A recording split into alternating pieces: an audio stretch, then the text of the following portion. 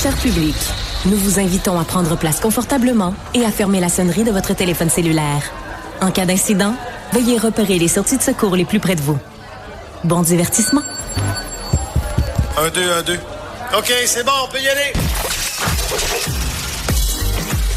Sophie Durocher.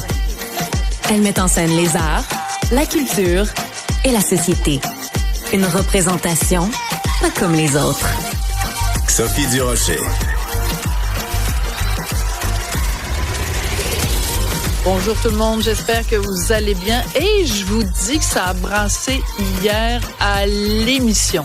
Hein, j'ai pris des invités puis je les ai brassés, mais gentiment, avec respect, toujours, hein, Cybèle? Oui, vraiment. Mais c'est vrai que sachez que la tension, vous la ressentez à travers votre micro.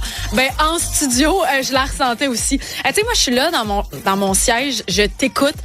Puis je te vois poser des questions, puis je comprends où tu t'en vas, puis moi je suis à l'écoute, puis je sens aussi l'invité qui est là. Donc vraiment c'est spécial de voir cette atmosphère-là vraiment des coulisses en direct, vraiment de sentir qu'il y a une tension quand on pose des questions. Une tension dans le sens que tu sais c'était amical quand même. C'est juste que je recevais Marie Ouzo du Gris Montréal parce que la semaine dernière ils ont rendu public les conclusions en tout cas d'une étude disant qu'il y avait une montée de l'homophobie dans les écoles du Québec, mais beaucoup de gens disaient, où l'étude, comment ça se fait que vous rendez public les résultats d'une étude, mais que personne peut voir l'étude, puis on nous dit que l'étude, on va la voir dans 2 semaines. Bref, on a eu une discussion avec Marie Ouzo. Je vous invite évidemment à aller sur le site de Cube Radio pour revoir cette entrevue, drôlement intéressante, et on parlait d'homophobie, on parlait de la montée de l'homophobie, et je disais qu'il y avait certains pays à travers le monde où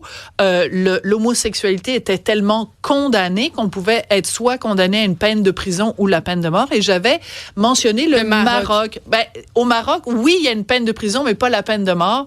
Alors, à tout seigneur, tout honneur, vu que je dénonce les fake news partout et que je dis l'importance de vérifier les informations, je tenais à le préciser parce que moi ça me préoccupe énormément. Moi, j'aurais énormément de malaise à aller dans un pays où je sais que si tu es homosexuel, tu te retrouves en prison.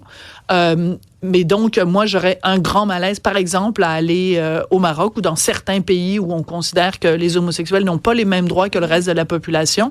Mais je tiens à le préciser, ce n'est pas la peine de mort, mais c'est une peine de prison. C'est considéré comme un acte criminel d'être homosexuel. Il y a quelques années, d'ailleurs, il y avait un jeune homosexuel qui avait été envoyé en prison. Et des écrivaines comme Leila Slimani, qui est d'origine marocaine, dénoncent ce genre de situation régulièrement, soit dans des entrevues ou dans des livres. Je trouvais ça important de le mentionner. Et justement, pendant cette entrevue-là, il y a eu beaucoup d'entre vous qui nous avez écrit. Je vais vous répéter le numéro de téléphone. Écrivez-nous pendant les entrevues parce que justement, vous nous amenez des bons points hier pendant Marie Ouzo. Ah oui, plein de bonnes questions. Ah oui, vraiment, mais les gens, vous participez vraiment. Donc, on aime ça, on veut vous entendre, on veut vous lire aussi. C'est le 1-877-827-2346, 187 Cube Radio ou sophie@cube.studio. Voyons, c'est quoi donc? Sophie à Cube.ca. Cube.ca. Bon, textez-moi, ça va être plus simple de toute façon. Je connais le numéro puis je le vois devant moi. Ouais. Mais voilà, n'hésitez pas à réagir pendant les entrevues.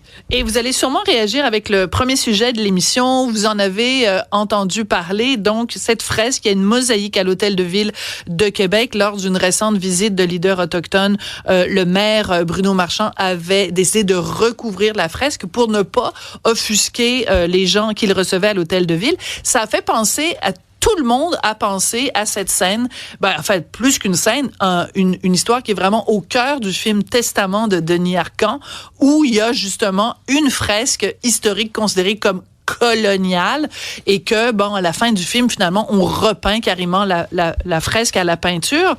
Et comment on fait quand il y a une œuvre d'art ou quand il y a un élément d'architecture qui pose problème, qui peut être offensant, soit pour les Premières Nations ou d'autres? On va en parler avec Patrice Groux. Il est historien et auteur de plusieurs ouvrages, dont Pour en finir avec $. Monsieur Groux, bonjour. Oui, bonjour. Monsieur Groux, cette fresque-là, les mosaïques à l'Hôtel de Ville de Québec, est-ce que vous le connaissiez? Est-ce que c'est quelque chose qu'entre historiens, on sait qu'il y a cette fresque-là qui représente un autochtone vraiment à genoux devant un blanc? Est-ce que c'est connu ou c'est quelque chose que vous avez découvert quand ça a été dans l'actualité? Je dois avouer que je l'ai découverte en même temps que tout le monde, à peu près, dans l'actualité. J'imagine qu'elle a été passée inaperçue, puis elle n'est peut-être pas centrale non plus, là. Alors, donc, non, je la connaissais pas. D'accord. Donc, c'est pas comme si c'était une œuvre, puis tout le monde sait que, bon, elle est connue, puis tout ça. Donc, qu'est-ce que vous pensez de toute cette controverse? Parce que là, la question qui se pose, c'est est-ce que chaque fois qu'on reçoit quelqu'un qui est autochtone et qui pourrait être offensé de cette vision-là, est-ce que on la cache? Est-ce que c'est hypocrite de la cacher? Est-ce que, comme le suggère Denis Arcand, on prend la mosaïque, on l'envoie dans un musée ou dans un lieu où on peut expliquer le contexte? Comment vous vous situez là-dedans? On la voit d'ailleurs à l'écran, donc c'est la Fondation de Québec par Champlain et on voit Champlain au centre de l'image, mais on voit un chef autochtone à genoux devant Champlain dans une position vraiment de soumission. Oui, écoutez, ça serait problématique de masquer toutes les œuvres dans lesquelles on représente des Autochtones qui ne sont pas dans la situation la plus avantageuse. Oui. Alors, donc, on aurait un problème sûrement si on faisait ça systématiquement. Je comprends le contexte dans lequel ça s'est fait. Évidemment, M. Picard était là, le chef Wendat et tout ça. Bon, mais je pense qu'il s'agit d'une frilosité exagérée. D'une part parce que ça n'a pas été à la demande des Autochtones. Je pense que les Autochtones en ont vu bien d'autres et ils ont bien d'autres chats à fouetter que de masquer des œuvres dans lesquelles on fait des représentations qui sont pas élégantes, on va dire. Quoique, dans ce cas-ci, je dois dire que les connaissant de l'iconographie qui entoure Champlain, notamment les statues et tout, il s'agit de l'œuvre la plus respectueuse qu'on ait des Autochtones. On ne les montre pas de façon dans une forme de soumission aussi extraordinaire. Il y a pire. Surtout, on les montre habillés, là. Ouais. Ils ne sont pas du tout comme des sauvages comme on les représentait à l'époque.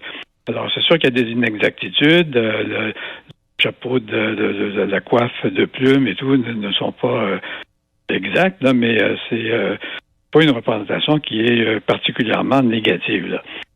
Donc, ça, c'est une première chose à dire. Et puis, je pense que dans ce cas-là aussi, c'est un peu faire insulte, je dirais, à la capacité de comprendre des Premières Nations.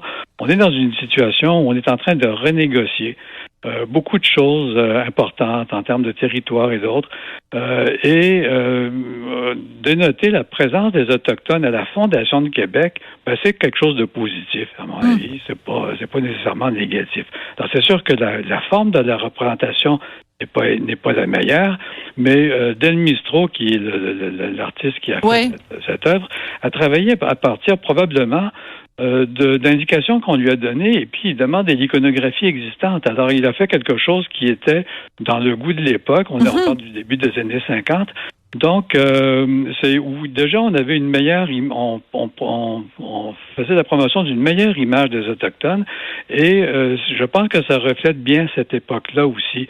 De ce travail-là. Puis d'autre part, c'est une œuvre d'art qui est assez élégante, en fait, bien colorée. Del Mistro, c'était le mosaïcien ou mosaïciste, je ne sais plus, de la basilique de Sainte-Anne-de-Beaupré. Ah, d'accord. Alors, qui est couverte de mosaïques de Del Mistro. Donc, je dirais que ça se situe aussi dans le travail d'une œuvre, d'un artiste qui a eu son importance au Québec dans les années 50 et qui a laissé des traces un peu partout. Alors, donc, on ne peut pas détacher non plus cette œuvre-là de son contexte de production artistique. Voilà. Et de sa place, de sa situation également dans l'hôtel de ville. C'est quand même un gros morceau, là. C'est lourd, la mosaïque. Alors, donc, on a fait attention de bien la représenter. Alors, Le masqué, en fait, je pense que le maire Marchand nous a rendu peut-être un service qu'il ne voulait pas, c'est-à-dire de ramener cette question-là des représentations des Autochtones dans l'actualité, de nous faire réfléchir à nouveau sur la place des Autochtones dans notre société, sur la façon de réparer des torts qui ont été commis par la colonisation. La première étant peut-être de se débarrasser des lois qui systématisent la situation des Autochtones.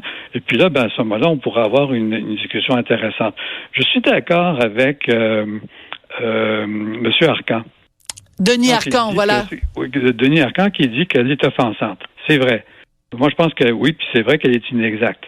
Mais toutes les représentations de Champlain sont inexactes, il faut le dire. Oui, puis je m'excuse de vous interrompre, mais tu sais, mettons les représentations de Jésus, là. Il est représenté n'importe comment, il ressemblait pas à ça, il était petit, puis il ressemblait plus à Danny DeVito qu'à Brad Pitt, là, on s'entend, Jésus, mais tu sais, je veux dire, il y a personne qui est offensé, parce que, je veux dire, les représentations, c'est très souvent tout croche. Donc, si chaque fois qu'il y a une représentation tout croche, on déchire sa chemise, on s'en sortira pas. Mais vous avez dit quelque chose, vous avez dit plein de choses extrêmement intéressantes, mais je note en particulier ce que vous dites à propos des Autochtones. Vous dites c'est une insulte à leur capacité de comprendre. Je pense, en effet, que quand on parle de quelqu'un d'aussi éloquent et d'aussi compétent et d'aussi pertinent que Ghislain Picard est capable de comprendre que Bruno Marchand à l'Hôtel de Ville de Québec n'est pas en train de cautionner ce genre d'image. Je veux dire, il faut faire confiance aux gens et à leur intelligence, là. Sûrement, puis de toute façon, enfin, il y a bien des choses qui peuvent ressurgir à la surface en ce qui concerne cette représentation-là, mais il ne faudra pas oublier que c'est là que c'est l'occasion de le dire, si Champlain a pu s'établir à Québec, c'est parce qu'il a eu la permission des Inuits qui occupaient le territoire, et c'est ça qui est représenté également dans cette image-là. Alors, je dirais qu'il y a quelque chose et non pas... Bon, c'est sûr qu'on pourrait dire l'Autochtone agenouillé, c'est comme s'il recevait la bonne parole, etc. Bon, c'est vrai que c'est dans le contexte d'un artiste qui travaillait essentiellement pour des églises. Il y a cet aspect-là qui revient. Mais toute la représentation de Fondation du Québec, la Fondation de la Nouvelle-France et tout est remplie de ces éléments-là. Alors là, donc, on doit réfléchir à la façon dont on va en parler. Et M. Arcan, je reviens sur son propos, ce qui était très intéressant dans le film Le Testament. Oui. C'est sûr le film tourne autour de cette couverture d'une fresque, mais à la fin du film, que voit-on? On voit des Autochtones en train de faire un travail que les historiens de l'art font très, très fréquemment, les archéologues, la restauration d'une œuvre qui avait été effacée et qui était le témoignage d'une époque. Tout à fait. Qui n'est plus la nôtre, mais qui est, et eux n'étaient pas en train de se renverser c'est pas une crise d'hystérie, là, oui, c'est ça. Mais ils voyaient l'œuvre dans son contexte. Et c'était ça qu'il essayait de rétablir. Et je pense que c'est peut-être ce passage-là du film qui est le plus éloquent, parce qu'il nous montre l'avenir, en fait. Absolument. Il nous montre la reprise en main par les Autochtones de leur propre histoire. Et cette histoire-là, mais il y a eu aussi ces représentations de Jacques Cartier qui, avec les Amérindiens agenouillés devant lui, là, il a cette représentation-là qui est tout à fait remarquable de l'avenir qu'on peut voir pour nos relations. Alors donc, je pense qu'il y a cet aspect-là. Bien sûr, on peut la mettre dans un musée. Elle sera mieux protégée, mais elle sera peut-être moins vue aussi. Voilà, c'est ça. Alors qu'à l'hôtel de ville, quand même, tous les gens qui fréquentent l'hôtel de ville le voient. Il y a quelque chose de très intéressant que j'entends depuis le tout début, c'est évidemment vos connaissances historiques, mais aussi ce qui me frappe, c'est que à quel point au Québec on connaît peu notre histoire. Et est-ce que ce genre d'affaires qui fait quand même la une des journaux, qui provoque des discussions, qui provoque des débats, est-ce que c'est pas justement une occasion de se dire, peut-être que ça me donnerait le goût, moi, d'en savoir un petit peu plus sur Champlain, puis d'en savoir un petit peu plus sur la réalité des peuples autochtones à cette époque-là. Est-ce que c'est pas justement une occasion de mieux connaître notre histoire, de mieux s'intéresser à notre histoire et notre histoire commune, c'est-à-dire l'histoire, évidemment, des peuples autochtones, mais l'histoire aussi depuis l'arrivée des Français sur ce territoire. Il n'y a pas là une occasion d'éducation formidable?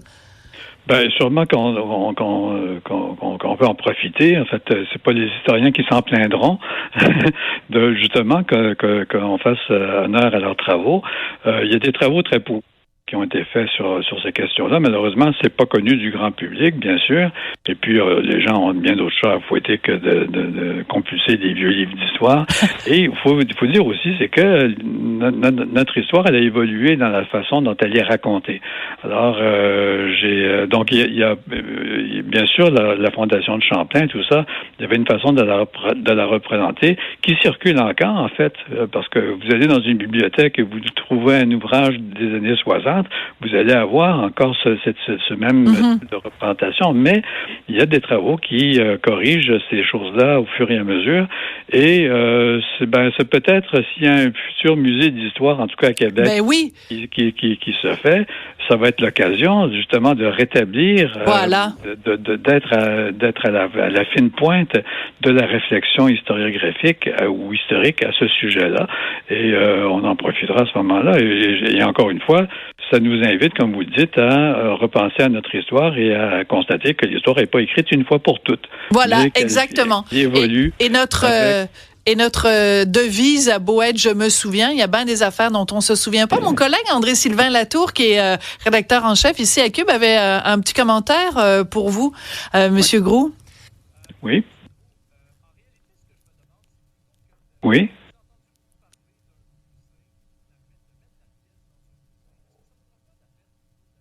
Allô? Je pense que M. Groulx n'entend pas André-Sylvain. Oui, je suis encore là. Oui.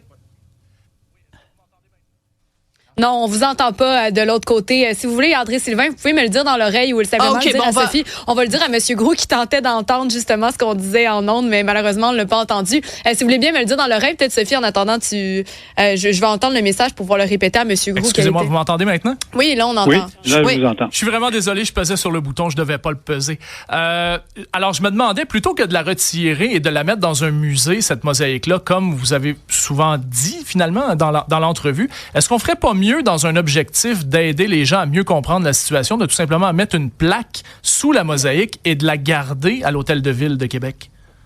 Moi, je serais plutôt en faveur de cette solution-là.